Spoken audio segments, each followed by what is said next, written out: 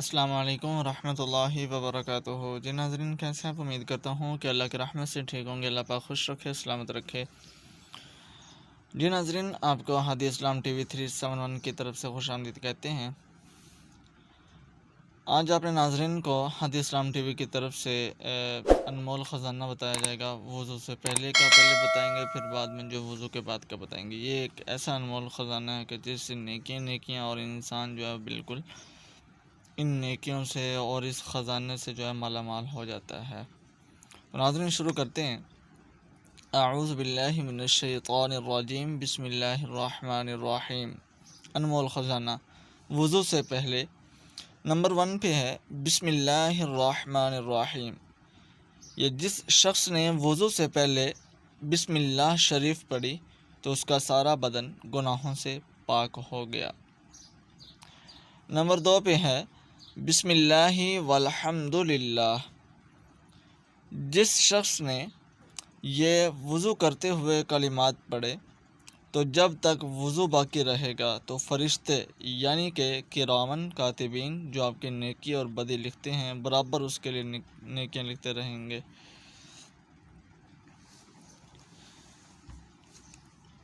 Number 3 پہ لا الہ الا اللہ محمد الرسول اللہ صلی اللہ علیہ وآلہ وسلم۔ جو شخص وضو سے پہلے یہ کلمات پڑھے گا تو اللہ تعالی ہر قطرے کے بدلے میں ایک ایک فرشتہ پیدا فرمائے گا جو قیامت تک کلمہ پڑھتے رہیں گے اور ان سب کا ثواب اس شخص کو ملے گا۔ یہ نمبر 3 جو ہے یہ اس کے پڑھنا یعنی کہ کلمہ طیبہ ہے، یہ وضو سے پہلے وضو کرتے ہوئے یعنی کہ وضو سے پہلے پڑھنے سے جو ہے اللہ پاک اس کے ہر قطرے کے بدلے میں ایک فرشتہ پیدا فرمائے گا جو قیامت تک کلمہ پڑھتے رہیں گے اور جو اس کا ثواب ہوگا وضو کرنے والے کو قیامت کے دن تک ملتا رہے گا۔ وضو کے بعد کیا ہے جی؟ وضو کے بعد پڑھنے کا بھی سن لیجئے۔ نمبر 1 پہ ہے اشہد ان لا الہ الا اللہ وحدہ لا شریک لہ واشہد ان محمدا عبدہ ورسولہ، یعنی کہ کلمہ شہادت ہے یہ۔ جو شخص وضو کے بعد کلمہ شہادت آسمان کی طرف نگاہ اٹھا کر پڑھ لے تو اس کے لیے جنت کے 8 دروازے کھول دیے جاتے ہیں کہ جس سے چاہے اندر داخل ہو۔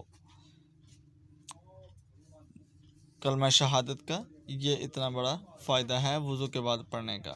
دوبارہ پھر سن لیجئے، جو شخص وضو کے بعد کلمہ شہادت آسمان کی طرف نگاہ اٹھا کر پڑھ لے تو اس کے لیے جنت کے 8 دروازے کھول دیے جائیں گے جس سے چاہے اندر داخل ہو۔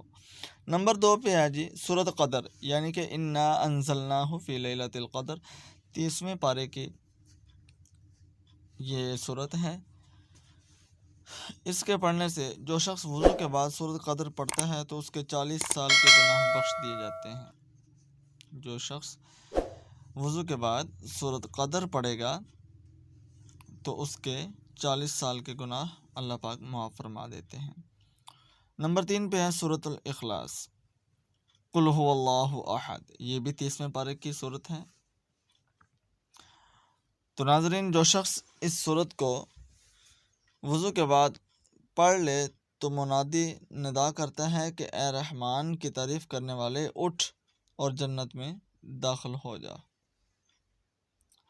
یہ ہیں جی وضو کے بعد کے فضائل اور پڑھنے کے فضائل اور ان کی اہمیت اور ان کے درجات پڑھنے والے کے جو ملتے ہیں پڑھنے سے۔ وضو سے پہلے بھی آپ نے سنے، وضو کے بعد کے بھی سنے۔ امید کرتا ہوں کہ آپ ان چیزوں کا بھی اہتمام کریں گے۔ اللہ پاک مجھے اور آپ کو 5 وقت کا نمازی بنائے، دین اسلام کا پابند فرمائے، شریعت کے اصولوں پر چلنے والا بنائے، اور یہ جو انمول خزانہ ہے اللہ پاک اس پر بھی عمل پیرا ہونے کی ہمت اور توفیق عطا فرمائے۔ جب کوئی شخص وضو کرتا ہے نا تو اللہ پاک وضو کرنے کی عوض اس کے سر کے بالوں سے لے کر پاؤں کے ناخنوں تک اللہ پاک اس کو دھو دیتے ہیں، پاک صاف کر دیتے ہیں، یعنی کہ گناہوں سے پاک کر دیتے ہیں۔ وضو کرنے کا مقصد یہ ہے، وضو سے انسان جو ہے وہ گناہوں سے پاک ہو جاتا ہے منہ دھوتا ہے تو اس کے اندر آنکھیں بھی آتی ہیں، آپ کی زبان بھی آتی ہے، ناک بھی آتا ہے، یعنی کہ آپ کا سر بھی آتا ہے جیسے مسح کرتے ہیں، یعنی اسی طرح بازو بھی آتے ہیں اور دل بھی آتے ہیں۔ دل جب نیت کی جاتی ہے تو وہ اس سے پاک ہو جاتا ہے، ٹھیک ہے نا۔ تو اس کے عوض جب پاؤں دھوتے ہیں آپ تو یہ ٹانگوں کا بھی شمار ہو جاتا ہے۔ تو کہنے کا مطلب یہ ہے کہ ہر چیز جب دھل جانی ہے اور اس کے ساتھ ساتھ یہ ساری چیزیں پڑھی جانی ہیں تو اللہ پاک جو ہے وہ سر سے لے کر اور پاؤں کے ناخنوں تک جو بھی اس کے جتنے بھی صغیرہ گناہ ہوتے ہیں نا، اللہ پاک اس وضو کے عوض جو ہے نا دھو دیتے ہیں، پاک کر دیتے ہیں۔ اللہ پاک اس بندے کو جو ہے نا وہ گناہوں سے، صغیرہ گناہوں سے پاک کر دیتے ہیں۔ تو اللہ پاک سے دعا ہے کہ اللہ پاک مجھے اور آپ کو ہمیشہ جو ہے وہ ہمہ وقت باوضو رہنے کی ہمت اور توفیق دے۔ اور دوسری بات یہ ہے کہ جو شخص وضو کی حالت میں رہتا ہے اس پر شیاطین اور جنات حملہ نہیں کر پاتے۔ تو اتنے بڑے فضائل ہیں وضو کے، تو کوشش کیا کریں کہ وضو کی حالت میں رہا کریں۔ تو وضو ایک بہت بڑی طاقتور چیز ہے، انسان کو گناہوں سے بھی پاک کرتی ہے، اور جو وضو کر کے ہمیشہ اپنا وقت گزارتا ہے اور اس کا وہ نیکی بھی لکھی جاتی ہے، اللہ کے ہاں عبادت بھی ہوتی ہے۔ اور دوسری بات یہ ہے کہ وہ کسی نقصان کو اٹھانے سے جو ہے نا وہ دور رہتا ہے، اس کا کوئی نقصان نہیں ہوتا۔